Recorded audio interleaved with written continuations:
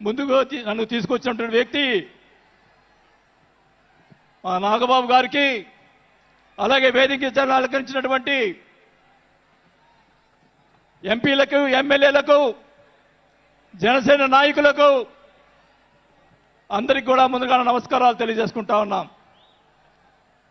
మీరందరూ కూడా 12 ఆవిర్భావ దినోత్సవాలు జనసేనకు సంబంధించి అటెండ్ అయి ఉంటారు. కానీ నాకు ఇది మొదటిది. అసలు బాలినేని శ్రీనివాసరెడ్డి అనేవాడు వైసీపీ విడిపోయి బయటికి వస్తాడా అనుకొని చాలా మంది మాట్లాడినటువంటి పరిస్థితులు ఉన్నాయి. నాకు క్షమించండి కొద్దిగా, ఎందుకంటే మొదటిసారి కాబట్టి ఒక 5 నిమిషాలు తీసుకుంటాను. దయచేసి మనోహర్ గారు క్షమించాలని కోరుకుంటా ఉన్నా. మొదటిగా నాకు రాజకీయ భిక్ష పెట్టింది రాజశేఖర రెడ్డి గారు. రాజశేఖర రెడ్డి గారు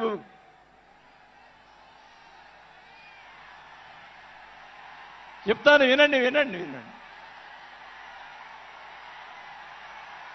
నాకు రాజశేఖర రెడ్డి గారైనా ఎన్టీ రామారావు అయినా నాకు ఇష్టం. మీరు దయచేసి వినాలా. నేను నిజాలు చెప్తాను, పిఠాపురం సాక్షిగా అన్ని నిజాలే చెప్తాను.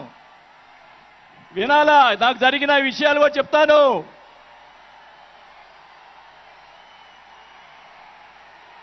ఆ తర్వాత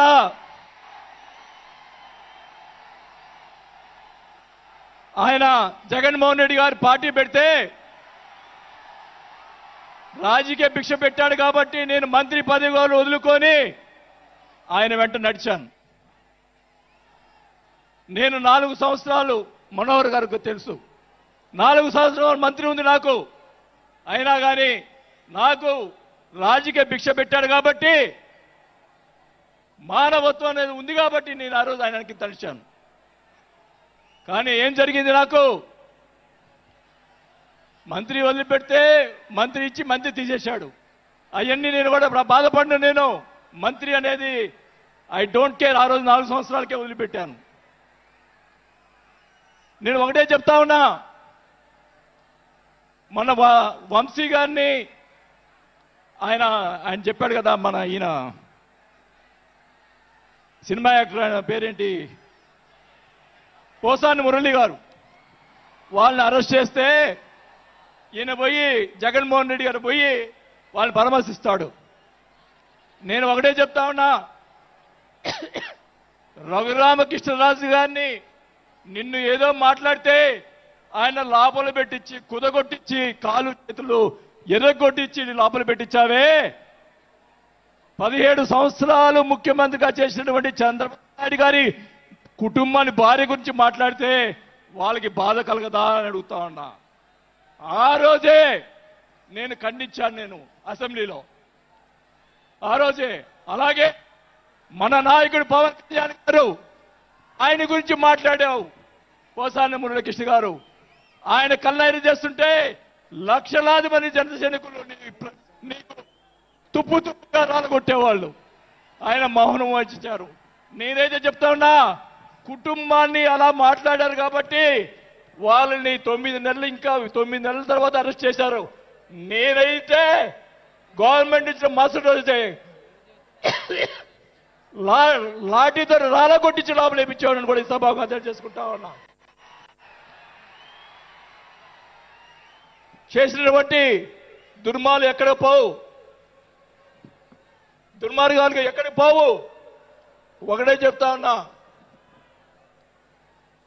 నేను 5 సార్లు ఎమ్మెల్యే, 2 సార్లు మంత్రి అయినా కూడా, నేను ప్రతిపక్షంలో ఉన్నప్పుడు కూడా మన నాయకుడు పవన్ కళ్యాణ్ గారు వైసీపీని ఒకరోజు అందరినీ తిడుతూ, ఒక బాలినేని శ్రీనివాసరెడ్డి గారు లాంటి మంచి వాళ్ళు ఉన్నారని చెప్పి ఆ రోజు చెప్పిన రోజే నేను జనసేనలో చేరి ఉండాలి అని కూడా తెలియజేసుకుంటా ఉన్నా. ఆ రోజు చేరకపోవటం నా దౌర్భాగ్యం. నేను ఈరోజు చెప్తా ఉన్నా,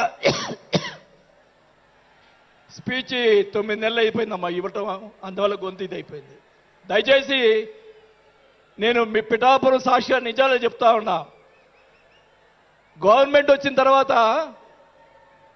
చిన్న చిన్న కార్యకర్తల మీద కేసులు పెట్టి లోపలేశారు.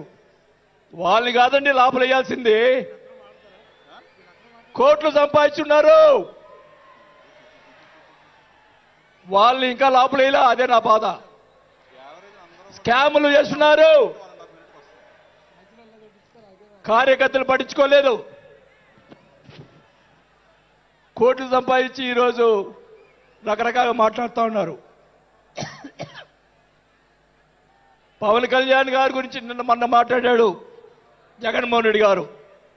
ఏదో కౌన్సిలర్ అన్నాడు, ఏదో అన్నాడు.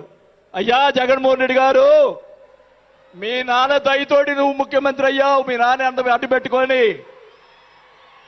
మా నాయకుడు ఇప్పుడు జనసేన నాయకుడు పవన్ కళ్యాణ్ గారు స్వశక్తితోటి ఈరోజు లక్షలాది మంది అభిమాన పాత్రులు అయ్యాడని గుర్తుపెట్టుకోవాలని కూడా తెలియజేసుకుంటా ఉన్నాం.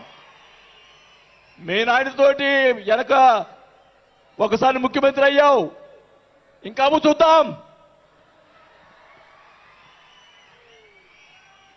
నేను ఒకటి కూడా చెప్తా ఉన్నా, నేను పవన్ కళ్యాణ్ గారిని కలిసినప్పుడు రాశారు చాలా మంది, కొన్ని పత్రికల్లో మీడియా వాళ్ళు రాశారు. ఏం రాశారు? బాలినేని గారు చాణక్యుడు కూటమిని విడగొడతాడని చెప్పి కొన్ని పత్రికలు రాసినాయి. నేను అనుకున్నాను, నా వల్ల పవన్ కళ్యాణ్ గారికి ఏ ఇది రాకూడదు. నా ధ్యేయం, నా కోరికల్లా ఆయన పైకి ఎదగాలని తప్ప వేరే ఉద్దేశం లేదు. నేను ఆయన కలిసినప్పుడు ఒకటే అడిగా, అందరూ అనుకున్నారు ఎమ్మెల్సీ ఇచ్చి మినిస్టర్ ఇస్తారని చెప్పి కొన్ని ఇతర పత్రికలు రాశారు. నేను ఆయన ఏమీ అడగలేదు, ఒకటే అడిగా, సార్ మీతో నాకు సినిమాలు తీయాలని సార్ అని అన్నా.